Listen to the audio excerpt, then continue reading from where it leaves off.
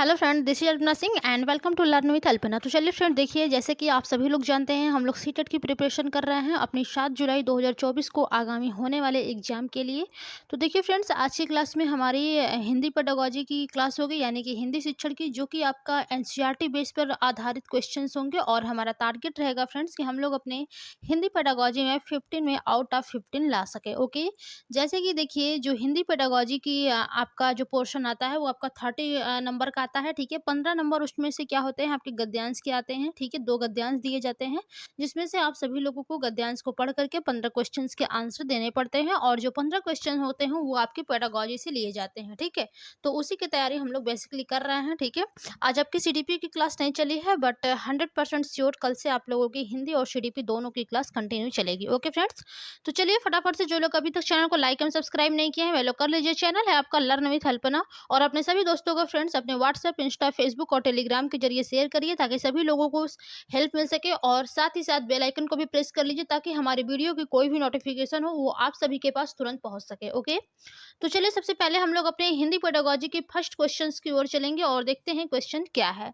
तो देखिए आपका क्वेश्चन है कि संगीता अपनी कक्षा में उन स्थितियों पर आधारित, ठीक है, यानी कि जो संगीता है वो अपनी कक्षा में उन स्थितियों पर आधारित वास्तविक गतिविधियां करवाती है जो विद्यार्थियों के जीवन अनुभव से संबंधित होते हैं। वह किस शिक्षण विधि का अनुसरण कर रही है? यानी कि फ्रेंड्स, जो संगीता है वो अपनी कक्षा में उन स्थितियों पर आधारित वास्तविक, यानी कि जो सही है, ठीक है, वास्तव में जो चीज है, ठीक है, वास्तविक गतिविधियां करवाती है, यानी कि जो आपकी वास्तविक एक्टिविटी होती है वो करवाती है जो कि विद्यार्थियों के जीवन अनुभव से संबंधित है। ठीक है, यानी कि वो एक्टिविटी करवाती है जो विद्यार्थियों के जीवन के एक्सपीरियंस, यानी कि अनुभव से संबंधित है। तो वह किस शिक्षण विधि का अनुसरण कर रही है, यानी कि, ठीक है, तो वो किस शिक्षण विधि का अनुसरण कर रही है? पहला ऑप्शन है आपका श्रव्य भाषिक विधि, सेकंड है आपका व्याकरण अनुवाद विधि, थर्ड है आपका संप्रेषणात्मक भाषा शिक्षण, और फोर्थ आपका लास्ट है संरचनात्मक मौखिक उपागम। तो देखिए फ्रेंड, जो संगीता है वो अपनी कक्षा में उन स्थितियों पर आधारित वास्तविक गतिविधियां करवाती है जो कि विद्यार्थी के जीवन अनुभव से संबंधित है। ठीक है, इतना बात तो बिल्कुल सही कहा गया है। ठीक है, तो देखिए फ्रेंड्स, यहाँ पर वो संप्रेषणात्मक भाषा शिक्षण का अनुसरण कर रही है।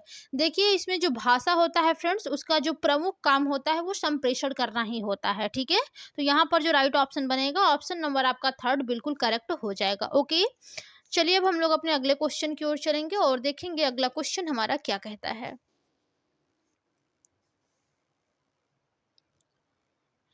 क्वेश्चन है कि प्रत्यक्ष विधि के संबंध में कौन सा कथन सही है? ठीक है, देखिए आप सभी लोगों के सीटेट के पेपर में ऐसे ही लॉन्ग क्वेश्चंस आते हैं। ठीक है, मैंने पहले भी कहा था कि सबसे पहले हम लोग शॉर्ट क्वेश्चन से स्टार्ट करेंगे और धीरे धीरे हम लोग यानी कि हार्ड क्वेश्चन की तरफ बढ़ते चलेंगे। ठीक है, तो शॉर्ट यानी कि इजी और हार्ड हम लोग दोनों क्वेश्चन की तरफ चलेंगे। ठीक है, यानी कि शॉर्ट क्वेश्चन और लॉन्ग क्वेश्चन को भी देखते चलेंगे। तो आपको यहाँ पर बताना है फ्रेंड्स कि प्रत्यक्ष विधि के संबंध में कौन सा कथन सही है। फर्स्ट ऑप्शन है आपका कि प्रत्यक्ष विधि का उद्देश्य विद्यार्थियों को दैनिक स्थितियों में भाषा प्रयोग में मदद करना नहीं है, जो कि बिल्कुल गलत है फ्रेंड्स। देखिए जो प्रत्यक्ष विधि होता है उसका उद्देश्य जो विद्यार्थी की दैनिक स्थिति होती है उसमें भाषा प्रयोग करने में वो मदद करना है। ठीक है, मदद नहीं करना है, ये आपका गलत होगा। बी ऑप्शन है कि प्रत्यक्ष विधि का उद्देश्य विद्यार्थियों को केवल कक्षा में भाषा प्रयोग के लिए मदद देना है। देखिए हमने आपको पहले ही बताया है, जहां पर केवल वर्ड आता है वो काफी जगह निगेटिव होता है। तो यहाँ पर भी यानी कि निगेटिव होगा कि केवल कक्षा में भाषा प्रयोग के लिए ही मदद देना, ये बात आपकी गलत कही गई है। ठीक है, ऑप्शन नंबर सी है फ्रेंड्स कि प्रत्यक्ष विधि का उद्देश्य विद्यार्थियों को दैनिक स्थितियों में भाषा प्रयोग में मदद करना है, जो कि बिल्कुल सही बात है। देखिए ए में यही चीज दिया था, यानी कि फर्स्ट ऑप्शन में, बट यहाँ पर नॉट दे दिया था। ठीक है, तो इसलिए ये आपका गलत होगा और यही आपका पॉजिटिव हमें भी लग रहा है, बट हम लोग चौथे को भी देख लेंगे। ठीक है, चौथा ऑप्शन है कि प्रत्यक्ष विधि का उद्देश्य विद्यार्थियों को पाठ्य सामग्री का अनुवाद करके भाषा, व्याकरण व शब्द भंडार के प्रयोग में मदद करना है। तो ऐसा बिल्कुल नहीं है। जो यहाँ पर देखिए प्रत्यक्ष विधि के संबंध में बात कही गई है फ्रेंड, तो जो सबसे करेक्ट ऑप्शन होगा ऑप्शन नंबर सी ही बिल्कुल करेक्ट होगा कि जो प्रत्यक्ष विधि का उद्देश्य होता है वह विद्यार्थी को दैनिक स्थितियों में भाषा प्रयोग में मदद करना है, क्योंकि इसमें वस्तुओं का प्रत्यक्ष रूप में दिखाना होता है, यानी कि वस्तुओं को प्रत्यक्ष रूप में दिखाना होता है, ठीक है। और बाकी के जितने भी ऑप्शन है आपके वो सब गलत है। तो यहाँ पर जो राइट ऑप्शन बनेगा फ्रेंड्स, ऑप्शन नंबर आपका थर्ड ही बिल्कुल करेक्ट हो जाएगा। ओके, चलिए देखते हैं अगले क्वेश्चन की ओर, और देखते हैं हमारा अगला क्वेश्चन क्या है। देखिए क्वेश्चन है कि बबीता अपने विद्यार्थियों से आरंभिक ध्वनि यानी कि उत्पत्ति और तुकबंदी को पृथक करवा रही है, इस तरह से वह उनके किस पक्ष को मजबूत कर रही है। पहला ऑप्शन है आपका ध्वनि जागरूक ध्वनि विज्ञान जागरूकता, सेकंड है आकृति विज्ञान जागरूकता, थर्ड ऑप्शन है आपका चित्र विज्ञान जागरूकता, और लास्ट आपका फोर्थ है कि व्याकरण के प्रति जागरूकता। तो देखिए फ्रेंड, जो बात कही गई है कि बबीता अपने विद्यार्थियों से आरंभिक ध्वनि यानी कि उत्पत्ति और तुकबंदी को, ठीक है, पृथक करवा रही है, तो इस तरह से फ्रेंड्स वह उनके ध्वनि विज्ञान को जागरूक पक्ष को यानी कि ध्वनि विज्ञान जो जागरूकता पक्ष है, ठीक है, उसको ये मजबूत कर रही है, ठीक है। देखिए जो ध्वनि विज्ञान होता है फ्रेंड्स, वो जागरूकता यानी कि ध्वनि विज्ञान जो जागरूकता होता है वो उस क्षमता को समाहित करने के लिए आती है जिससे उस क्षण से प्राप्त करना चाहते हैं, यानी कि जिससे हम बोलना चाहते हैं, ठीक है। तो यहाँ पर जो राइट ऑप्शन बनेगा फ्रेंड्स, ऑप्शन नंबर आपका फर्स्ट ही बिल्कुल करेक्ट हो जाएगा, ध्वनि विज्ञान जागरूकता। ओके, चलिए अगले क्वेश्चन की ओर चलेंगे और देखेंगे अगला क्वेश्चन हमारा क्या कहता है। क्वेश्चन है कि किसे सारांश पठन के रूप में भी जाना जाता है, ठीक है, यानी कि सारांश पठन के रूप में किसे जाना जाता है। पहला ऑप्शन है आपका सरसरी तौर पर पठन, सेकंड है बारीकी से पठन, थर्ड है आपका डिकोड करना, और लास्ट आपका फोर्थ है कूटबद्ध करना, ठीक है। तो यानी कि किसे सारांश पठन के रूप में भी जाना जाता है। तो देखिए फ्रेंड, जब सारांश पठन की बात की जाती है तो यानी कि यहाँ पर क्या होता है, सरसरी तौर से पठन, ठीक है, यानी कि जो सरसरी तौर से पठन करना होता है फ्रेंड्स, उसी को सारांश पठन के रूप में भी जाना जाता है। देखिए जो सरसरी तौर पर फ्रेंड्स पठन का अर्थ होता है, ये होता है यानी कि किसी पाठ को देखकर उसकी विषय वस्तु का पता कर लेना, ठीक है, यही आपका सारांश है। यानी कि आप कोई भी कहानी पढ़ रहे हैं, कोई भी यानी कि स्टोरी पढ़ रहा है, ठीक है, केवल देख करके आप उसका निष्कर्ष निकाल लेंगे, ठीक है। तो यानी कि आप सरसरी तौर से एक नजर देखा और आपको पता चल गया कि कहानी का यानी कि जो पाठ का विषय वस्तु है वो क्या कह रहा है, क्या है विषय वस्तु उसका, ठीक है। तो इस प्रकार से इसे सरसरी तौर का पठन भी कहा जा सकता है, ठीक है, सारांश पठन को। चलिए अगले क्वेश्चन की ओर चलेंगे और देखते हैं अगला क्वेश्चन हमारा क्या कहता है। अगला क्वेश्चन है आपका कि निम्नलिखित में से किसके अंतर्गत पाठ्य सामग्री को जल्दी जल्दी किसी विशिष्ट सूचना के लिए पढ़ा जाता है, यानी कि किसके अंतर्गत पाठ्य सामग्री को जल्दी जल्दी किसी विशिष्ट सूचना के लिए पढ़ा जाता है। पहला ऑप्शन है आपका सरसरी तौर पर, सेकंड है आपका बारीकी से पठन, थर्ड है आपका डिकोडिंग, और लास्ट है आपका फोर्थ कूटबद्ध, ठीक है। तो यहाँ पर देखिए फ्रेंड्स, जब बात की जा रही है कि किसके अंतर्गत पाठ्य सामग्री को जल्दी जल्दी किसी विशिष्ट सूचना के लिए, यदि आप किसी विशिष्ट सूचना के लिए पढ़ रहे हैं, ठीक है, तो वहां पर आप बारीकी से पढ़ेंगे, ठीक है, यानी कि बारीकी से पठन ही विशिष्ट सूचना के लिए पढ़ा जाता है। ओके, तो जो राइट ऑप्शन होगा फ्रेंड्स, ऑप्शन नंबर आपका यहाँ पर सेकेंड बिल्कुल करेक्ट हो जाएगा, बारीकी से पठन। ओके, चलिए अगले क्वेश्चन की ओर चलते हैं, देखते हैं अगला क्वेश्चन क्या है। क्वेश्चन थोड़े से लॉन्ग है बट ध्यान दीजिएगा, समझ पर आधारित होते हैं सीटेट के क्वेश्चंस, ठीक है। देखिए पोस्ट करने के लिए क्वेश्चन क्या होता है, हम डेली ही आप लोगों को पोल देते हैं, उसमें ज़्यादा जो जिसका ऑप्शन लॉन्ग रहता है वो हम नहीं दे पाते, क्योंकि देखिए जो यूट्यूब पर पोस्टिंग करने का जो यानी कि क्राइटेरिया है, ठीक है, वो 80 वर्ड में ही है। तो ज़्यादा वर्ड के हैं, सीटेट के क्वेश्चन आप सभी लोग जानते हैं लंबे लंबे होते हैं, इसलिए हम पोल में छोटे क्वेश्चन डालते हैं, जो भी लंबे क्वेश्चन होंगे वो हम आप लोगों को क्लास में बताएंगे, ठीक है।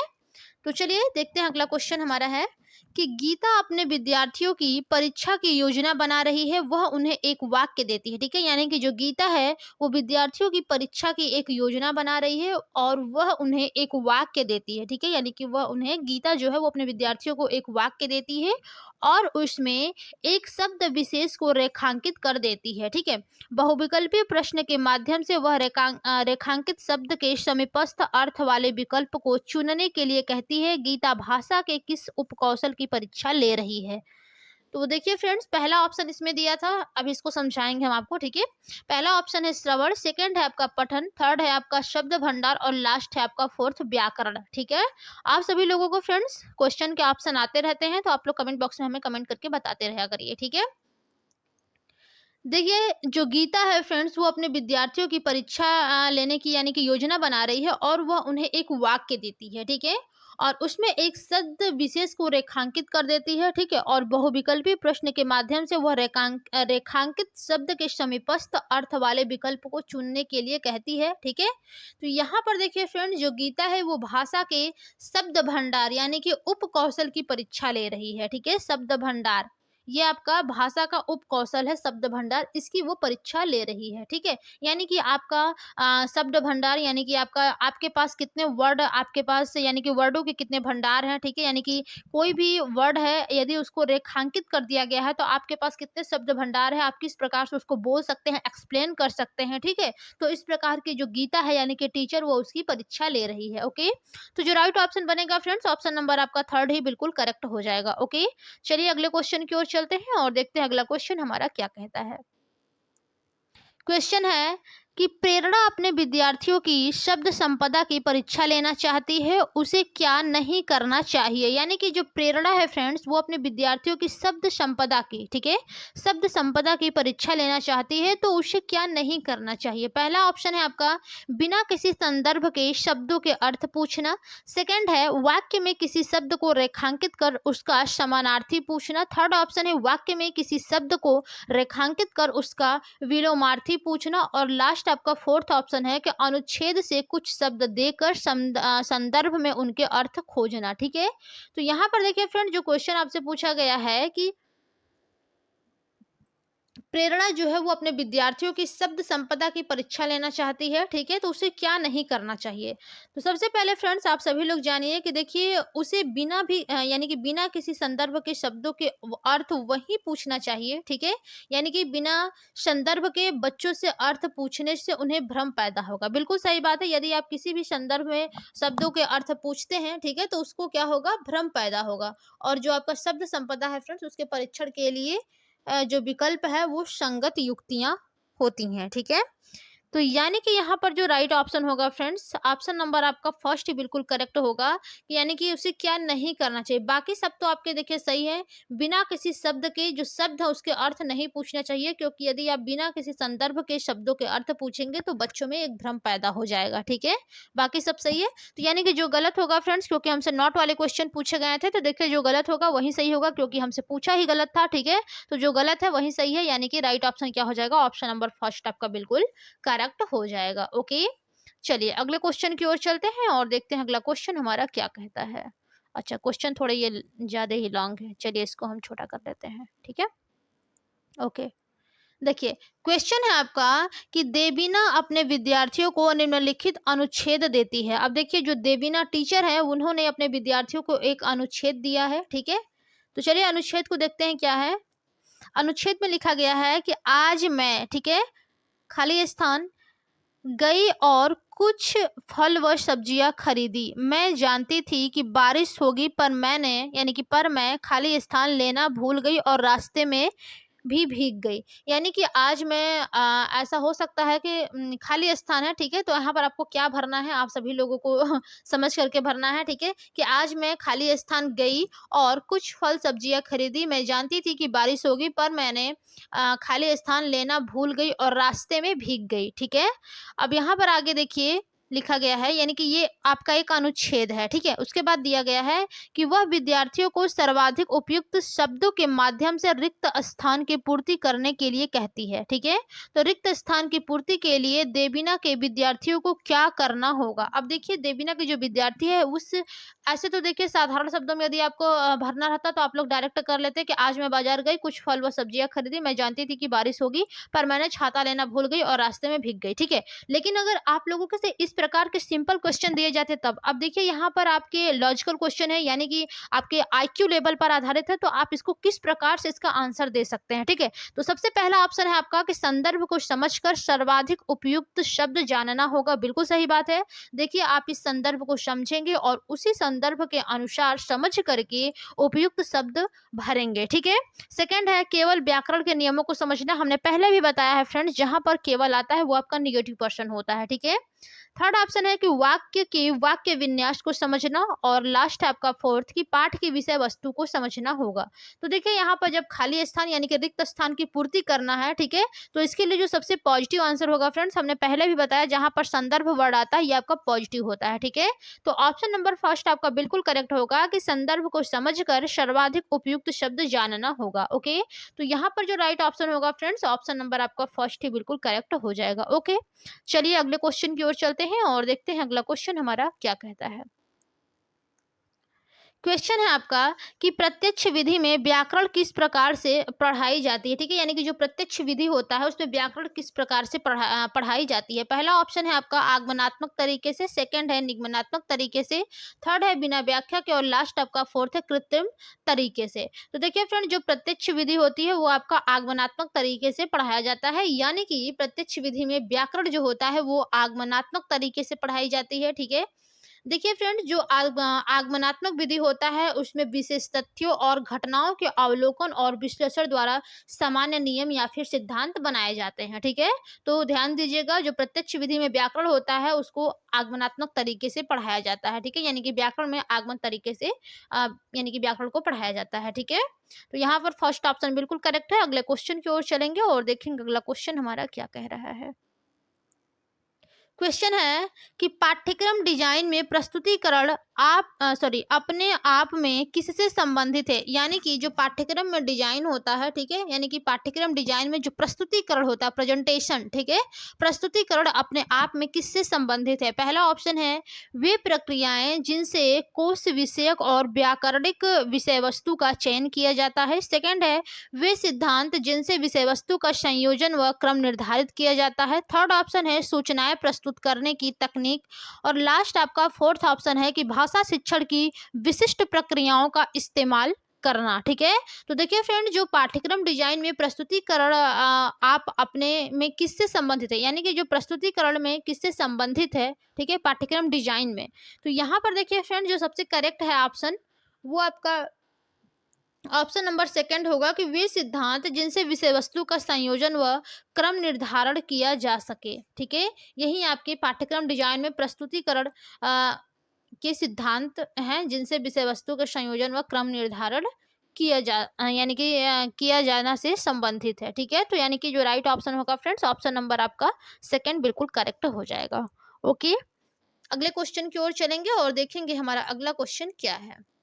देखिए क्वेश्चन है कि वाचन यानी कि बोलने और शारीरिक क्रियाओं के समन्वय पर आधारित भाषा शिक्षण विधि कौन सी है। पहला ऑप्शन है प्रत्यक्ष विधि, सेकंड है समग्र भौतिक प्रतिक्रिया, थर्ड ऑप्शन है स्थिति परक उपागम, और लास्ट है आपका फोर्थ संरचनात्मक उपागम।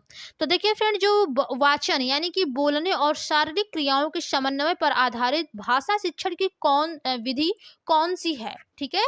तो यहाँ पर देखिए फ्रेंड, जब आपको वाचन की बात की जा रही है बोलने की और शारीरिक क्रियाओं के समन्वय पर, तो ये आपका समग्र भौतिक प्रतिक्रिया विधि होगा, ठीक है। देखिए फ्रेंड्स, वाचन यानी कि बोलने और शारीरिक क्रियाओं के समन्वय पर आधारित समग्र भौतिक प्रतिक्रिया भाषा शिक्षण विधि है, ठीक है। देखिए, जो भाषा शिक्षण की एक विधि होती है फ्रेंड, जिसमें जो शिक्षक होते हैं उसके कहने या फिर आदेश देने के साथ छात्र की जो शारीरिक गति होती है उसके समन्वय को संदर्भित करता है, ठीक है। तो इसलिए देखिए यहाँ पर जो राइट ऑप्शन बनेगा वो आपका ऑप्शन नंबर सेकंड बिल्कुल करेक्ट होगा, समग्र भौतिक प्रतिक्रिया, ठीक है। चलिए अगले क्वेश्चन की ओर चलेंगे और देखते हैं अगला क्वेश्चन हमारा क्या कहता है। क्वेश्चन है अगला कि भाषा की कक्षा का परिवेश किस तरह का नहीं होना चाहिए। ध्यान दीजिएगा, आपसे नोट वाले क्वेश्चन फिर से पूछे गए हैं कि भाषा की कक्षा का परिवेश किस तरह का नहीं होना चाहिए। पहला ऑप्शन है बाल अनुकूल, सेकंड है सजीव एवं सक्रिय, थर्ड आपका है संसाधन पूर्ण, और लास्ट आपका फोर्थ है तानाशाही। तो देखिए, जो क्वेश्चन पूछा गया है कि भाषा की कक्षा का परिवेश किस तरह का नहीं होना चाहिएगा, ठीक है, तो आपका तानाशाही नहीं होना चाहिए, बाकी सब तो सही है। बाल अनुकूल यानी कि बच्चों के अनुकूल होना चाहिए, सजीव एवं सक्रिय होना चाहिए, संसाधन पूर्ण, ठीक है। सजीव सक्रिय मतलब ऐसा वातावरण होना चाहिए जहाँ का माहौल एकदम यानी कि अच्छा हो, ठीक है, उपयुक्त हो, को बच्चा जो है वो सक्रिय रूप से कार्य कर सके, इस तरह का माहौल वहाँ पर हो, ठीक है, कक्षा का परिवेश जो है, और संसाधन पूर्ण, जितने भी बच्चों के संसाधन यानी कि आवश्यकता होती है, संसाधनों की जो भी आवश्यकताएं होती हैं वो पूर्ति उसकी हो सके वहाँ पर, ठीक है, लेकिन तानाशाही वहाँ पर नहीं होना चाहिए, ठीक है। तो यही आपका गलत है, तो जो गलत होगा वही सही होगा, क्योंकि हमसे पूछा ही गलत था, ठीक है। तो जो नॉट वाला क्वेश्चन है वो आपका तानाशाही, यानी कि जो राइट ऑप्शन होगा फ्रेंड्स, ऑप्शन नंबर आपका फोर्थ बिल्कुल करेक्ट हो जाएगा। चलिए अगला क्वेश्चन देखते हैं। क्वेश्चन है कि निम्नलिखित में से किसकी उत्पत्ति भाषा की प्रकृति और सामाजिक संदर्भ में पाठ्य सामग्री की भूमिका के विधा सिद्धांत से हुई है, ठीक है। यानी कि किसकी उत्पत्ति भाषा की प्रकृति और सामाजिक संदर्भ में पाठ्य सामग्री की भूमिका के विधा सिद्धांत से हुई है। पहला ऑप्शन है आपका पाठ्य सामग्री आधारित निर्देश, सेकंड है समग्र भाषा, थर्ड है आपका विषय वस्तु आधारित निर्देश और लास्ट है आपका फोर्थ की परामर्श कोश, यानी कि सजस्टोपीडिया, ठीक है, सजस्टोपीडिया। तो इसमें देखिए फ्रेंड, जब बात की गई है कि किसकी उत्पत्ति भाषा की प्रकृति और सामाजिक संदर्भ में पाठ्य सामग्री की भूमिका के विधा सिद्धांत से हुई है, ठीक है, तो ये आपका फ्रेंड्स पाठ्य सामग्री आधारित निर्देश से होगा। क्योंकि देखिए फ्रेंड, जब पाठ्य सामग्री आधारित निर्देश की उत्पत्ति जो होती है वो भाषा की प्रकृति और सामाजिक संदर्भ में पाठ्य सामग्री की भूमिका के विधा सिद्धांत से हुई है, ठीक है। देखिए फ्रेंड, जो शिक्षा होती है वो बालक के भावी जीवन का आधार तैयार करती है, ठीक है। यदि देखिए आप शिक्षा की प्रत्येक सोपान में बालक को उचित शैक्षिक निर्देश मिलता है, ठीक है, यदि उसको यानी कि बालक को उचित शैक्षिक निर्देश मिलता है तो वह उसका व्यवहारिक, व्यावसायिक और आर्थिक जीवन सफल, सुखी व संतुष्ट होता है, ठीक है। तो इस प्रकार से देखिए जो राइट ऑप्शन होगा, ऑप्शन नंबर आपका फर्स्ट ही बिल्कुल करेक्ट होगा। ओके, चलिए अगला क्वेश्चन है आपका। क्वेश्चन है कि भाषा के विविध प्रकार जो दूसरों से केवल उच्चारण में ही भिन्न नहीं होते बल्कि शब्द भंडार, व्याकरण और शब्द क्रम में भी भिन्न होते हैं, उन्हें किस रूप में जाना जाता है। पहला ऑप्शन है बोली, सेकंड है उच्चारण लहजा, थर्ड है आपका अपबोली और फोर्थ है आपका विशिष्ट शब्दावली, ठीक है। यानी कि जो क्वेश्चन आपसे पूछा गया है फ्रेंड्स कि भाषा के विविध प्रकार जो दूसरों से केवल उच्चारण में ही भिन्न नहीं होते बल्कि शब्द भंडार में भी भिन्न होते हैं, व्याकरण में भी और शब्द क्रम में भी भिन्न होते हैं, तो उन्हें किस रूप में जाना जाता है, ठीक है। तो उन्हें किस रूप में जाना जाएगा फ्रेंड्स, तो देखिए ये जो आपका करेक्ट ऑप्शन होगा वो आपका बोली होगा, ठीक है। क्योंकि देखिए फ्रेंड, जो भाषा के विविध प्रकार जो कि दूसरों से केवल यानी कि उच्चारण में ही भिन्न होते हैं बल्कि शब्द भंडार, व्याकरण, शब्द क्रम में भी भिन्न होते हैं, तो उन्हें बोली के रूप में जाना जाता है। ओके, तो यहाँ पर राइट ऑप्शन आपका फर्स्ट बिल्कुल करेक्ट होगा।